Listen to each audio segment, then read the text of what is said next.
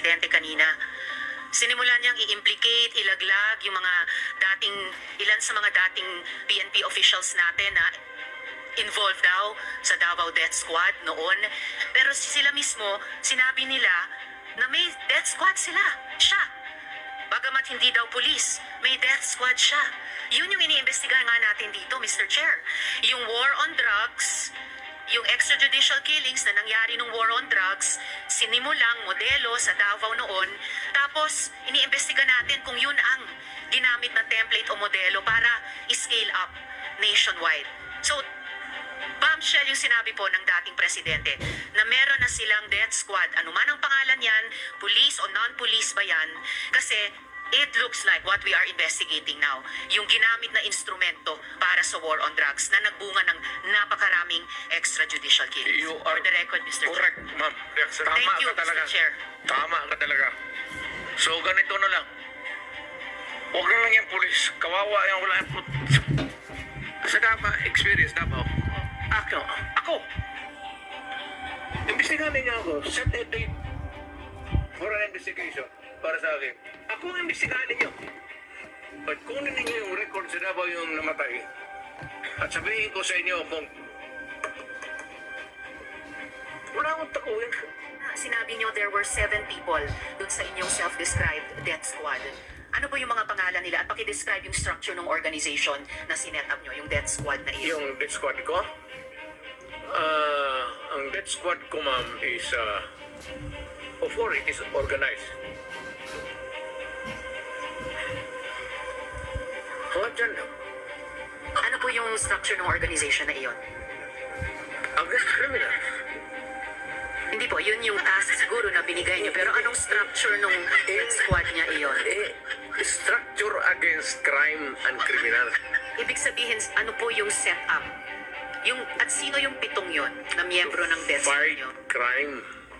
No sir, yung pangalan nung sabi niyo, at 7 tao na nasa death squad niyo. Mukhang patay naman sila lahat, ma'am. It's okay sir, ano pong mga pangalan nila? You know, when I was mayor, about 43. I am now 73.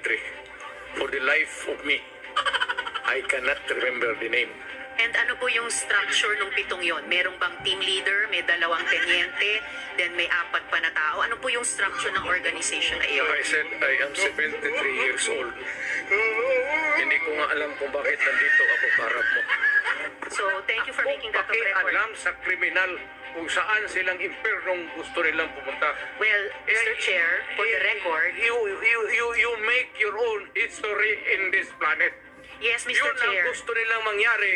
Doon sila sa impyerno at doon tayo magkita. Well, Mr. Chair, wala namang jurisdiction ng Senado sa impyerno. Dito lang sa bansa natin pwede tayong mag-investigate. Doon tayo pupunta. Well, wala po akong ambisyon pumuntang impyerno pa. Pero Mr. Chair, ang punto lang ito, ang Sa lahat ng mga Pilipinong nakapanood nito, maawa kayo sa ating bansa, gumising na kayo. Huwag na tayong maglukluk ng mga ganitong klaseng tao sa gobyerno. Nakikita nyo naman ang totoo. Palitan na nating lahat yan. Cancer na sila na dapat tanggalin ang ugat. Ito po ang Mark My Channel na naghahatid sa inyo ng mga kwentong may kaalaman at misteryo. Follow nyo ako para makagawa pa ako ng mga ganitong content para sa inyo. Like nyo at magkomento.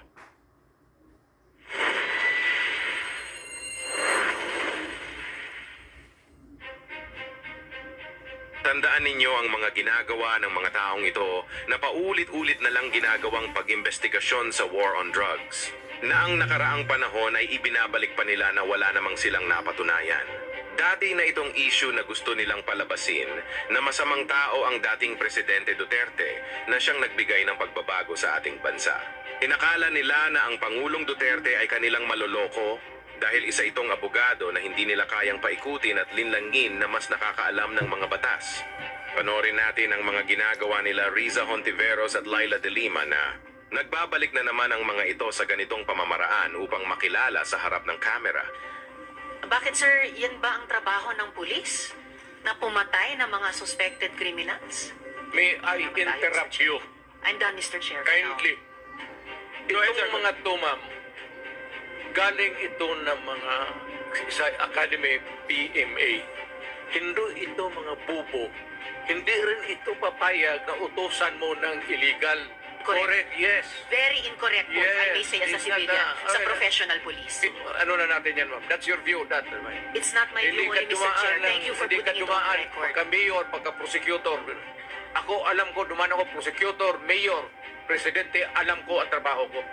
Ang sinabi ko, ganito, prangkahan tayo, encourage the criminals to fight.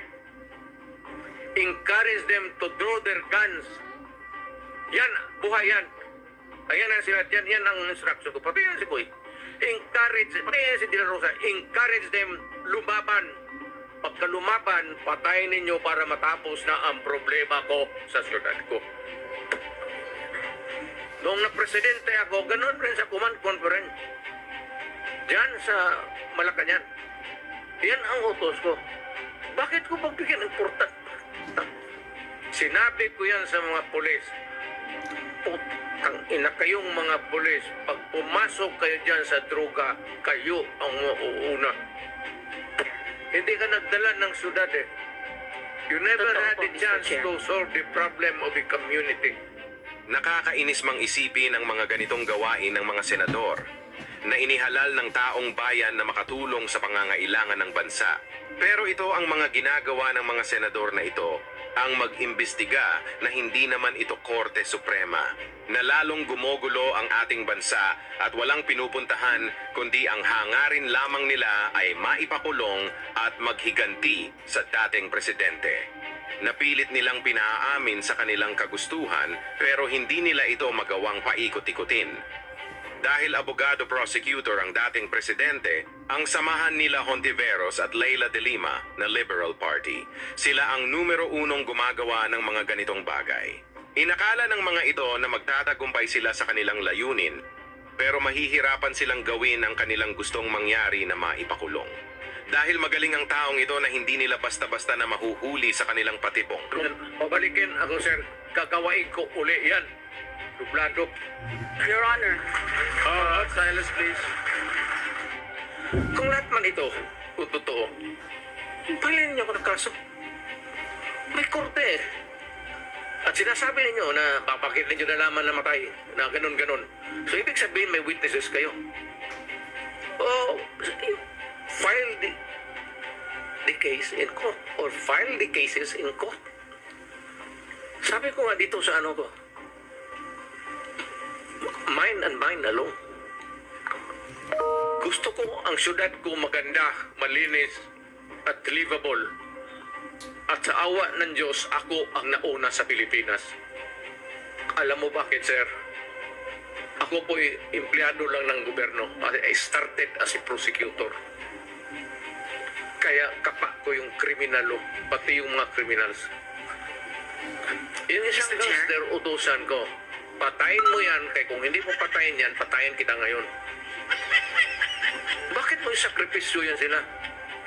Dito mo mapapansin kung gaano katapang ang dating presidente na harapin ang mga aligasyon sa kanya na kahit matanda na ito ay maayos pa rin.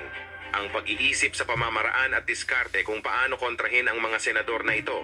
Kung ako ang tatanungin, kulang na kulang ang 6 na taon niyang panunungkulan sa ating bansa dahil ang mga ganitong klase ng tao na nakakaalam ng mga batas. Ito ang dapat namumuno sa ating bansa na hindi na pinapalitan sa gobyerno dahil sa maling sistema ng bansa at hindi pagbabago ng Constitution.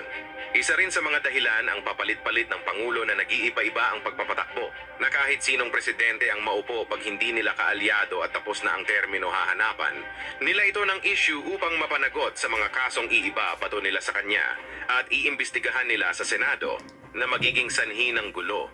Kaya walang umaasikaso sa problema ng bansa na walang pagbabago. Huwag nating kalimutan, may bombshell na inamin ang dating presidente kanina. Sinimulan niyang i-implicate, ilaglag yung